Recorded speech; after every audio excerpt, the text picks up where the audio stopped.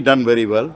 USA have qualified for the T20 knockouts in the ICC World Cup, which is a great sign that the domestic cricketers are picking up.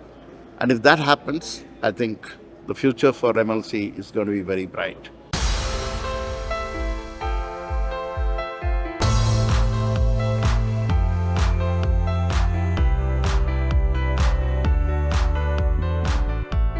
Welcome back to AmeriCricketTV, where we cover everything cricket in America.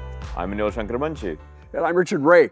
Major League Cricket's second season is winding now with the championship game coming up. AmeriCricketTV had the opportunity to speak to the CEO of the Texas Super Kings about how he felt with MLC Season 2, as well as what is in America's future regarding cricket.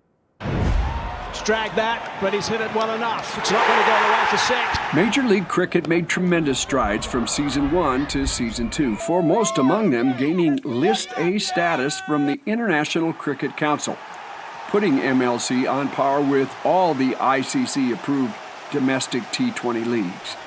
CEO of the Texas Super Kings says continued growth of the league depends on developing better homegrown talent.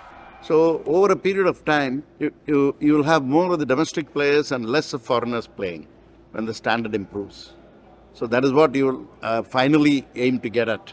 Like in other leagues, if you look at a IPL or a South Africa league or any other league, you will have only 4 of the foreigners playing in the 11. So I think that will happen if the domestic cricket is very good. So in the coming years, I think if the domestic cricket improves here, you'll have lesser number of foreign players and more number of Americans playing there. Is that why training academies like this one are important? Yeah, that is why we wanted to start academies and concentrate at the grassroots level so that cricket improves from the younger age and you have good cricketers coming up in the next 5-10 years. One pressing need going ahead is more world-class cricket grounds. Currently only the Prairie Stadium and another in Morrisville, North Carolina are in use. Morrisville, the problem is, it's a smaller ground. Plus, the lights are not that good there. So we start the matches around 3 o'clock, which means on a working day, you won't be able to get the crowds in. It's really Prairie is the only world-class stadium in the country right now.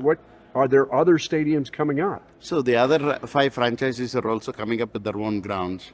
So in a couple of years' time, we will have stadiums of their own, which means that you'll have at least 6 stadiums ready of world-class capacity ready for cricket.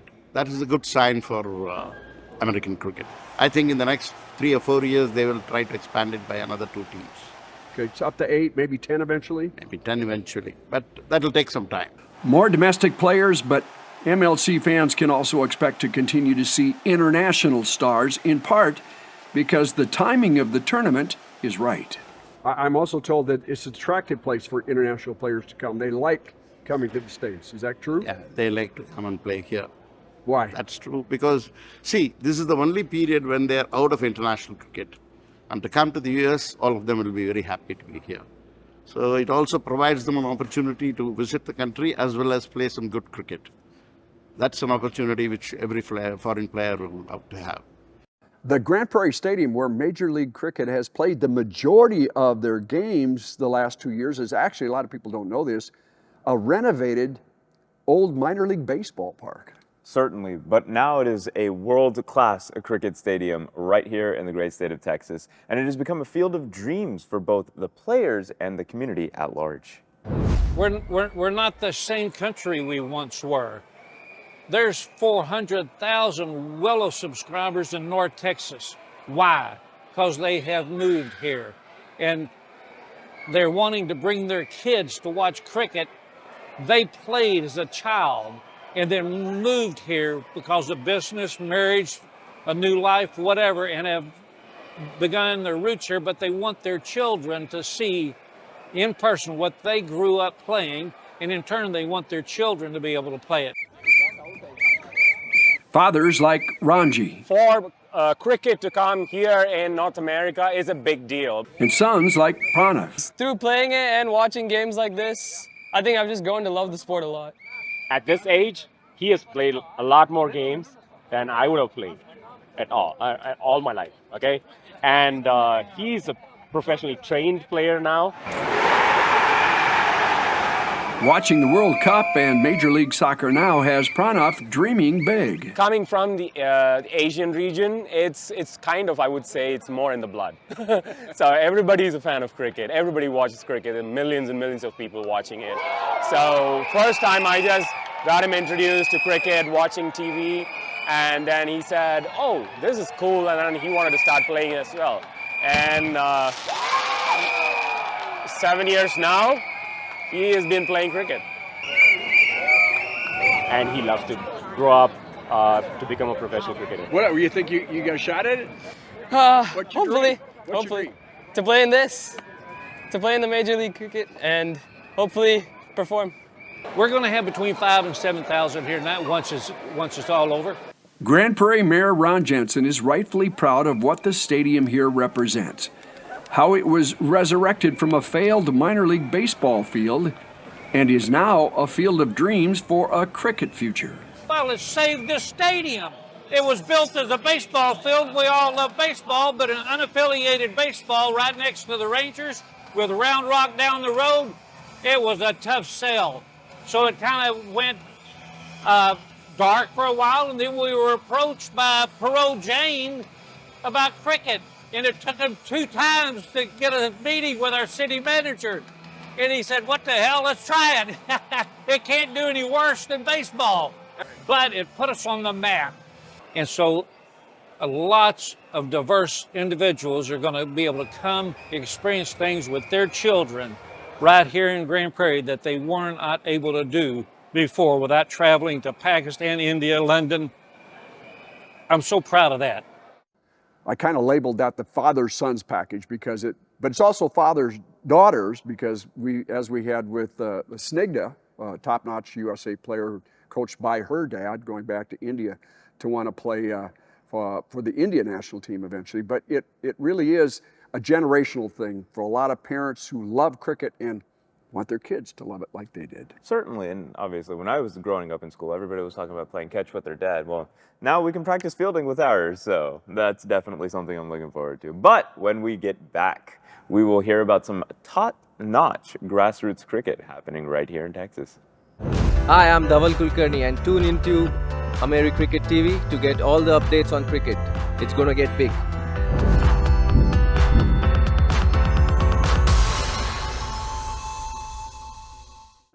Welcome back. Last Saturday night, the Texas Super Kings did a little bit of community outreach right here in Little Elm, Texas, just north of Dallas. It was a beautiful night at Little Elm Park, and a good-sized crowd showed up to welcome a busload of cricketers. They came to sign autographs and mingle with the crowd. Season 2 of Major League Cricket winding down. The championship match played in Grand Prairie on Sunday night, July 28th. But cricket in Texas will continue after MLC has ended. Matches every weekend in the NTCA, the North Texas Cricket Association. Cricket in Texas, specifically grassroots cricket in the DFW area, sprouted a long time ago. We are part of this league for more than 20 years. Cricket in Dallas has been going on for 28 years, I think, as an organized league. However, cricket's been here for almost 45, maybe getting closer to 50 years in the city of Dallas. And the new shorter 2020 or T20 game is gaining popularity across America. We play a one-day format, which is normally a 50-over game. We reduce it to 40 overs here. And then we also play another format called 2020. Basically, each inning is made of 20 overs. An over is a 6-ball over. So think like this, 120 pitch count per inning. That is the format we play. That is the fastest growing format. Very popular across the globe. The speed of game you can relate to where you go to the ballpark to watch a baseball game, 3.5 to 4 hours you spend the same amount of time you spend watching a T20 game. Here the balls fly out of the park all the time, and it's made for fans. Part-time players love the fact that cricket is experiencing a renaissance in Texas, and some professional players are joining them to practice. So now it's definitely more tough, and now the competition has increased because lots of import, lots of good players have come from India, Pakistan. So people like us, which our club is mostly local club, we are all local players. Nobody has played high level back in India or anything. So it's definitely challenging for us to play against these guys that have played Ranji or state and all that cricket back home. But I mean, we're still hanging with them. We have won 5 championships in Premier. So, but it's definitely getting tough now. Okay. And do we like that? Yeah, definitely. It's, I mean, there's Unmukh Chand playing right here, right now. So it's definitely a good opportunity to play against them. Now that the USA has experienced Cricket World Cup play in Texas, Florida, and New York, local cricketers are excited that they now have a stadium close by. As a result of us being blessed with having a Grand Prairie Cricket Stadium, along with Fort Lauderdale and New York, Cricket World Cup is going to happen in these 3 cities over here, and the city of Dallas will be hosting 4 games out here, and the USA team is going to be playing their games over here. It's fantastic, and also the fact that the World Cup came here has provided the opportunity for cricket to be added to the Olympics. In the LA Olympics, cricket is going to be a sport, so it's great times. The NTCA is really a pretty big deal. A lot of teams, they have youth games on Saturdays, adult games on Sundays, and some top-notch players work out with these guys often, as Absolutely. you found. Absolutely. When we were shooting the original package, the Rich Explains Cricket package, AmeriCricketTV's own Ryan Davis, me, and AmeriCricket's own G-Man were out there grabbing footage, and Unmukh was out there playing along with all the other NTCA members. And it's really nice knowing that we have skilled players that can keep up with these amazing athletes that are globally renowned for their craft. That says a lot about the quality of play out there. When we come back, we're going to have a conversation with you. It's our weekly viewer interaction through comments you make on AmeriCricketTV. Stay there. If you want to improve your cricket game, maybe you have a child you'd like to introduce to the sport, check out 22 Yards. Right off of 121, one of the biggest facilities available in the North Texas area. That's 22 Yards, your ticket to cricket. Welcome back to our viewer mail segment. This is slowly becoming my favorite part of the recording because I get to see the feedback from the audience. Let's see what we got here today. Will Dawal, that's Dawal Kulkarni, Yes. legend India player, be in future episodes. I really hope so. He was just a terrific guy and seemed sincerely interested in helping us promote cricket in the USA. He told us it was his first time here in the States. If you watched last week's episode, but that he was really enjoying himself, I think he might be back. Again, he's part of that effort to promote a new training academy called Cricket Kingdom over in Fort Worth. Certainly, and I think it kind of like the Texas Super Kings had their like community relationship / engagement opportunity last weekend. We obviously want the crowds to be attending these types of events and kind of figuring out what's going on with their local team. So if you're in the States and your city or state has a team, definitely check out their calendar, see if you can go meet with them. We've got a lot more grassroots cricket coming up here after MLC ends. The Crick Dude, hey. He says, yep, it's going to get big. Certainly.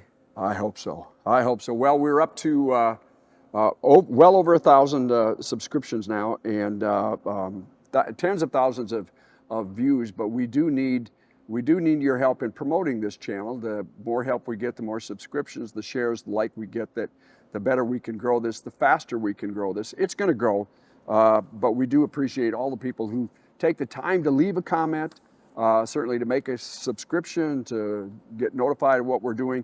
We got really big things coming up. In fact, next episode, another giant. We had Rohit Sharma on last episode.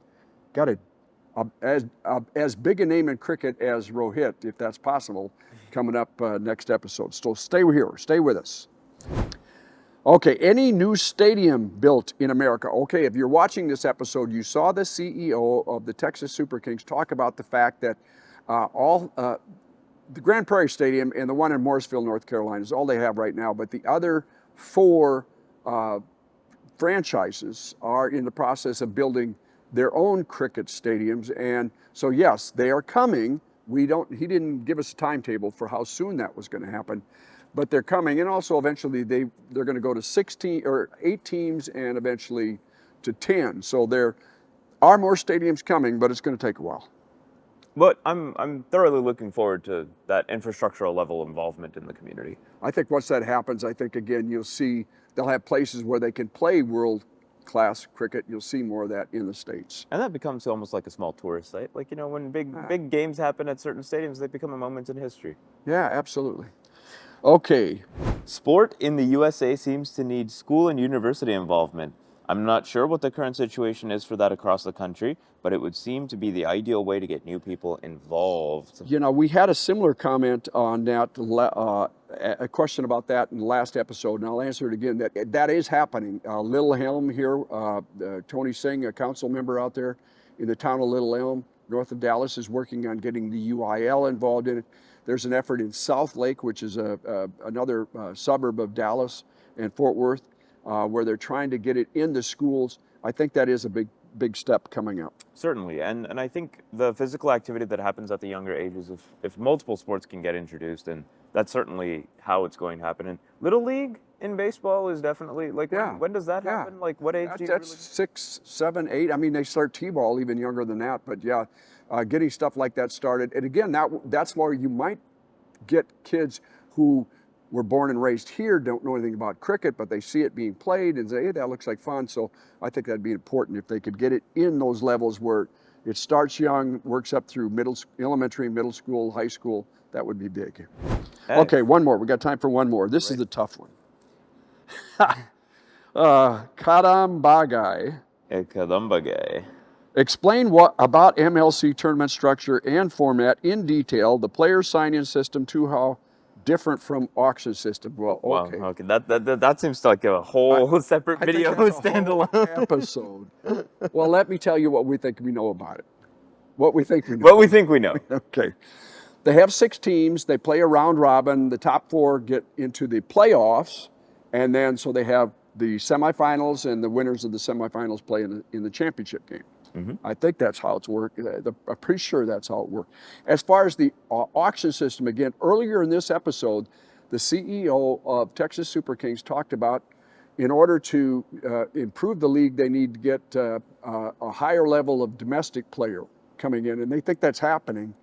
But currently they have 6 international foreign players allowed on each team. The rest have to be domestic.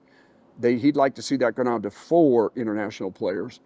So that's happening. And then as the draft, as I understand it, and I think I'm pretty solid on this, there is a pool of players that are eligible in the draft, and then based on how your team finished last season, there's a drafting order, and you get to pick, okay, we want this guy, and then somebody else, and we want that guy.